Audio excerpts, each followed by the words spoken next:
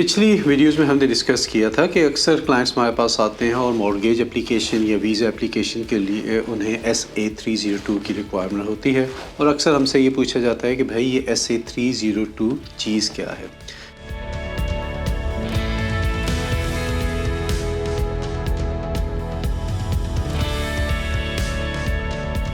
देखिए, अगर आप सेल्फ़ एम्प्लॉयड हैं, आप अपनी टैक्स रिटर्न फ़ाइल करते हैं। टैक्स रिटर्न के अंदर आप अपनी इनकम बताते हैं कि मेरा मुनाफा इतना था।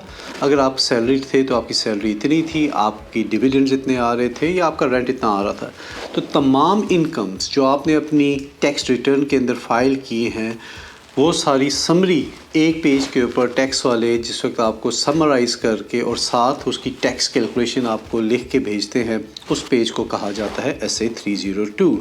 एक ही पेज के ऊपर आपकी टोटल इनकम और टैक्स कैलकुलेशन आ जाती है और क्योंकि ये HMRC की तरफ से भेजा जाता है डॉक्यूमेंट, उनका लोगो उसके ऊपर होता है, इसको SA302 कहते हैं।